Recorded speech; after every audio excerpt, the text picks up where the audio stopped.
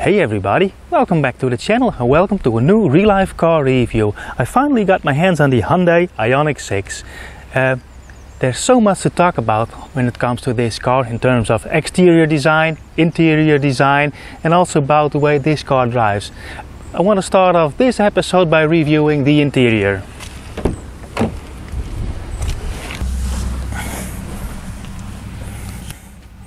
Now, before I start off the interior segment, you need to know that there are three trim levels. You have the Style, you have the Connect, and the top trim level, the Lounge.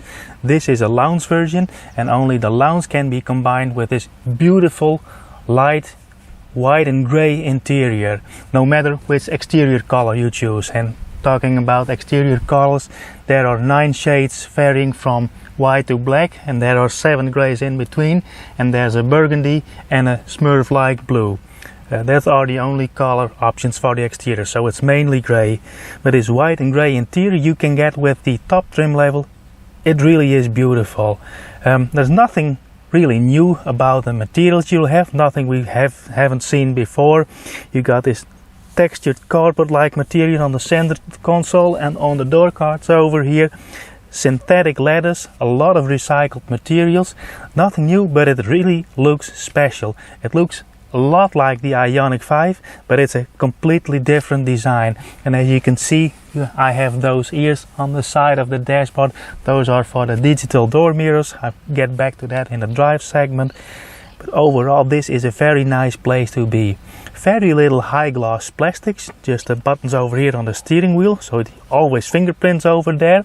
And on this panel over here for the climate control, there is a direct shortcut nowadays for the heated seats. You don't have physical buttons for the seat heaters, but there is a button that says stamp, and it jumps in the center screen towards the climate settings, and you can turn off every aspect of the climate control. The door cards themselves are very flat. As you can see over there, there is a large speaker panel, and it's concave. That provides a lot of leg room for your knees. Audio system is very nice. There are no buttons on the door itself. They relocated the switches for the electric windows to the center console. And that's something you get used to very quick. Also, I have this rotary knob for the shifter, so to speak. That's the same as in the Ioniq 5, and like I mentioned in the previous Ioniq 5 test, at first I couldn't get used to it, but I've driven the Ioniq 5 for a second time and now have the same in the Ioniq 6. You get used to it very quickly, and the park button, the parking brake or the parking function is on the outside, and also there is a electric parking brake over here. There's a narrow center console with a lot of storage room. This is much better than I had in the Subaru Solterra. There's a wireless charger over here, USB outlet over there, and there's a fairly large storage bin over here with 2 USB-C outlets, and this one is a USB-A outlet. Now let's head over to the back seat and see what life is like in the back of this car. As you can see there, the doors are large. There's a large door opening, so ingress and egress is just super easy. It is a noticeably lower car than the Ioniq 5 is, so that makes ingress and egress much easier. There are loads of legroom over here. Headroom, as you may expect with this sloping roof, is a little bit less. It's not as roomy on the inside as the Ioniq 5 is, although it shares its platform. By the way, the wheelbase is 5 centimeters shorter, but that doesn't translate into a cramped space on the rear seats. As in the front, the door cards are fairly slim, but over here I have buttons for the electric window and the heated back seat, and there's a grip over here, a small storage bin with in front of a sort of speaker grill. Now, as with the Solterra, I wish that the seat was tilted a bit more upwards in the front, so I had more support for my lower legs, and I can't stow my toes underneath the driver's seat. On a longer ride, I wish I could put my legs a bit more forward, even though I have this much leg space. And you can see that the seat backs of the front seats are very slim, caved out, so that provides a lot of extra room. Oh, and by the way, this is a lounge version, so the front seats have a reclining function, but they don't have the ottoman coming out of the lower part of the seat to support your lower legs, and that's because that the interior of the Ioniq 6 is more restricted in height than the Ioniq 5. The passenger seat, let me show you, has buttons over here, so the rear passengers can stow the seat forward to get even more leg room and to fold the seat back. To fold the seat back completely flat, so you can put your legs on there and be showered around like president. There are two USB-C outlets. Like I said, the rear seat in this lounge version is heated. There's an armrest with two cup holders, and that's about it. I'm 173. I have just enough headroom. The top of my cap is touching the headliner over here, so you have to keep in mind that when you're taller than I am, it can be a little cramped in terms of height over here in the rear, but overall it is a nice place to be. Do the window test. As you can see, you have very long windows, so the view towards the outside is just great. And I noticed from the driving position, when you look around and turn your head, when you look over your shoulder, you have a lot of window glass, and those rear quarter windows really help for overall visibility in this car. Now that the Ioniq 5 is almost 2 years on the market, it still is a beautiful car. When that car was introduced, it really had a wow factor, and now you see them all over the place. It still is a beautiful design. It's a beautiful car. It really aged well. It's completely different than, for instance, the Kia EV6, its sister model. Now, the Ioniq 6 is based on the same platform. It has a shorter wheelbase, and it's a bit shorter and noticeably less high than the Ioniq 5. That makes it look like a very long car, but in reality it's a shorter car with a 5 cm shorter wheelbase. The design is completely different, and it seems to be somewhat polarizing.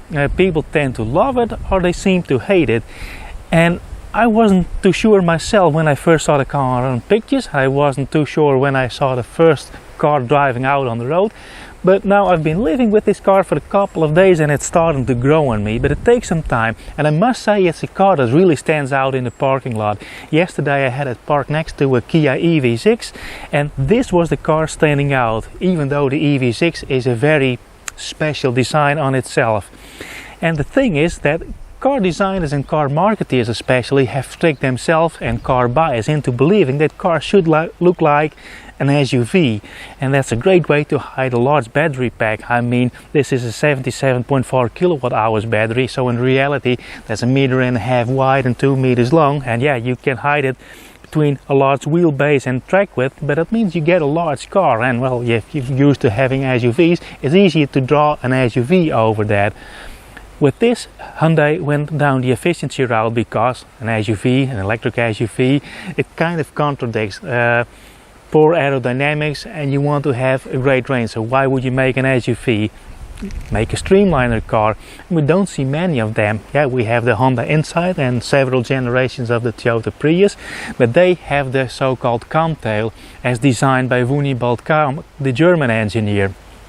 A Camtail typically has a cut-off trunk, and this has a elongated, say, trunk ending in the point.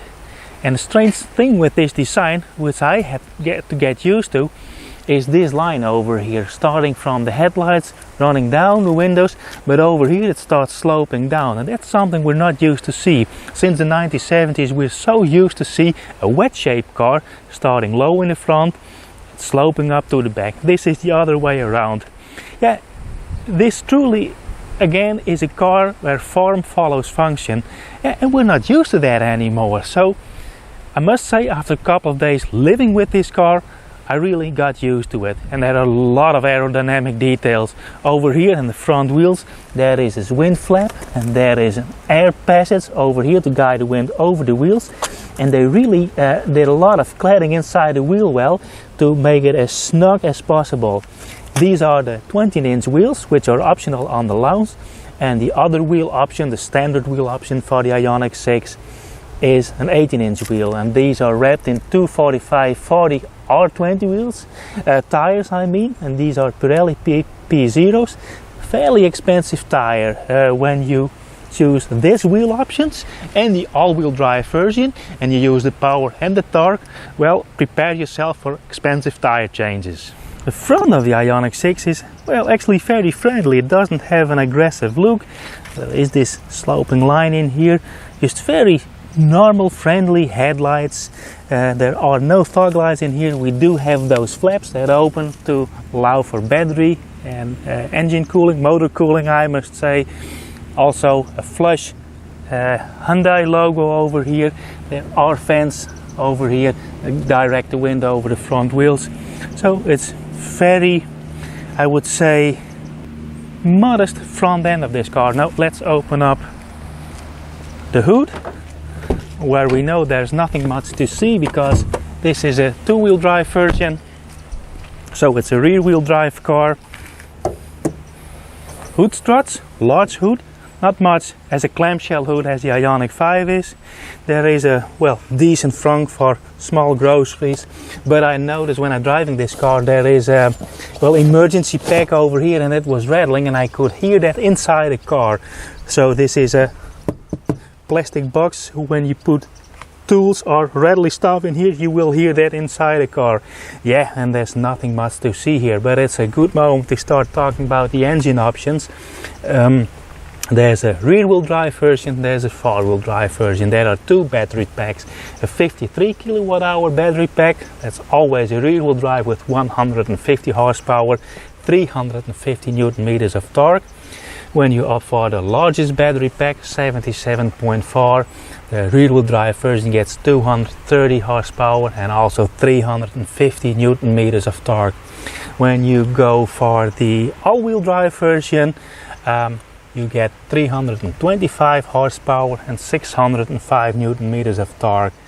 The trunk of the Ioniq 6 is the eye catch. You have this double spoiler and there's a small trunk, so it isn't a liftback like for instance the Model S is. It looks like a sedan, but the complete rear window opens with the rear of the car. This doesn't have it. I think that's a bit of a bummer. See, the trunk lid opens, you have this, I think it's a bit of a weird construction over here, so the trunk is really an overlapping part to finish off the tail end of the car. 410 liters. I'll blink in the exact specifications of the cargo space in screen. Yeah, it's this opening that limits putting in larger stuff.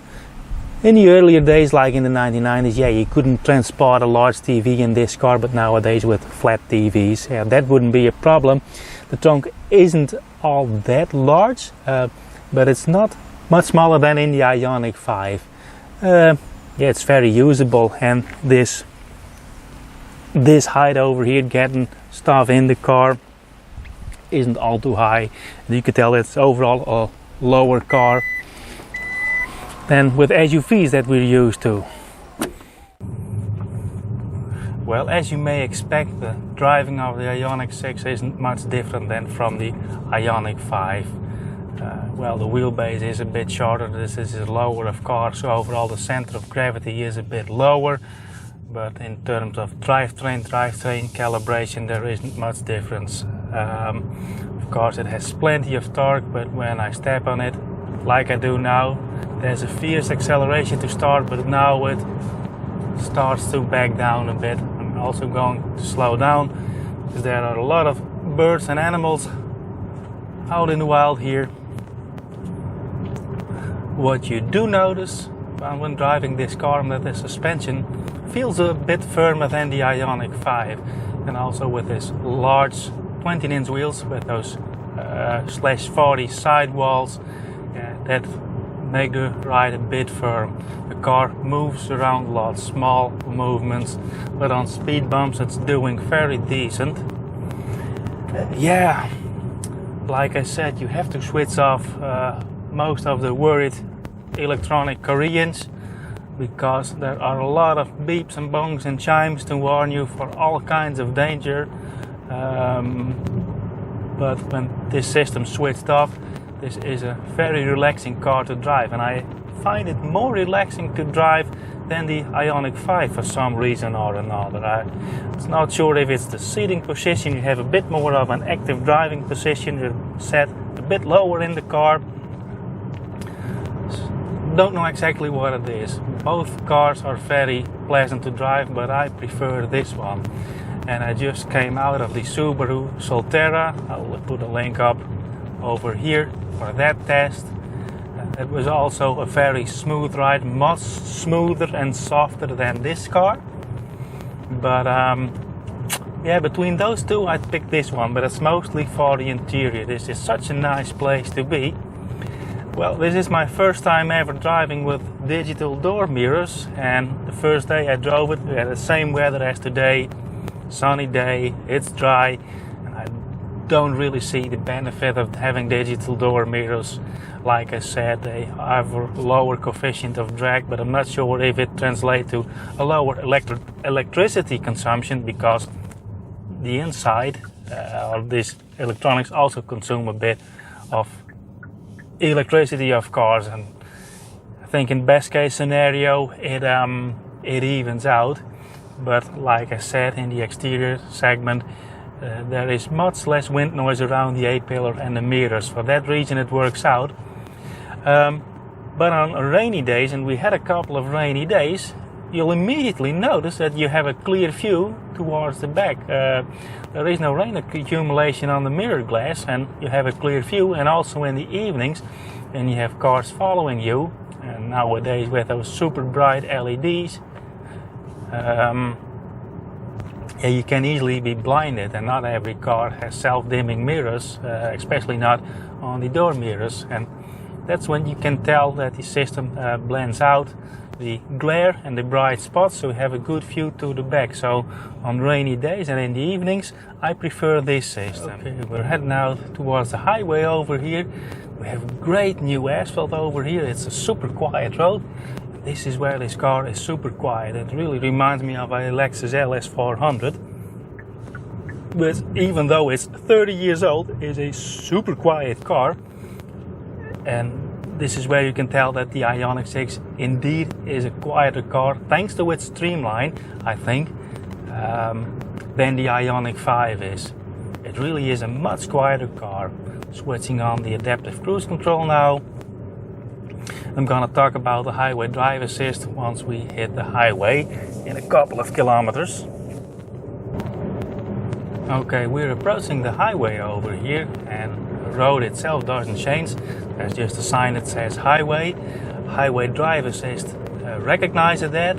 It sounds a chime to let you know that highway drive assist is available. It's only available on highways. Now here is the sign. Let's listen. When I overtake and put out the indicators, I can see two lines that are shown in those screens. Sure, I can show you there's a red line over here, there's an orange line over there, and that indicates the following distance to merge in front of other car. The red line represents the tail of this car, and the orange line is the safe zone. Once a car is behind that in those screens, you can move back to your lane in front of that car. Well, that's actually all I have to say about in the driving segment, because like I said earlier, the driving characteristic, the driving calibration, the steering, suspension is basically the same as with the Ioniq 5. It's a quieter car, the ride is a bit firmer, but that's down to the 20-inch wheels and the low sidewall tires. If you want a more comfortable ride, like always, choose smaller wheel option. So let's head out to the middle of nowhere, where I'll do my final conclusions of the Ioniq 6. Well folks, we reached our final destination, middle of nowhere. It's a bit of a windy day, so I want to make this short. What are my thoughts and opinions on the Hyundai Ioniq 6? Well, in comparison with the Ioniq 5, I prefer this car. It just suits my needs better. I also prefer this interior space. Don't know exactly why that is, but I feel more at home in this interior, even though it's basically the same. Now, how does this streamlined design work out in reality? Well, the car really benefits. You can tell during driving there is much less wind noise, and you can see that in the energy consumption. This has an advertised energy consumption, large battery pack, rear wheel drive of around 14.5 kilowatt hours per 100 kilometers. And that's exactly what this car gets. But keep in mind, I got the same energy consumption with the Subaru Solterra, which I drove before this car, and that electronic system. The battery pack is 355 volts versus 800 in this. The drivetrain is much less advanced and it's an SUV, but the Subaru Solterra and the Toyota BZ4X get the same energy consumption, so that makes you wonder, does it really work as streamlined? Well, I think if I drove this car for a longer period of time, over several driving circumstances, we had rainy and stormy weather last week, I think the energy consumption will improve just a little bit. So with that in mind, I would like to wrap up this real-life car review. I hope you liked following me along. Please subscribe to the channel, put on notifications. If you have any questions, remarks, or anything you want to share with me, let me know down below in the comments. And if you want to help support the channel, you can do so by buying me a coffee. For now, I would like to thank you for watching, and I hope to see you on the next one. Bye!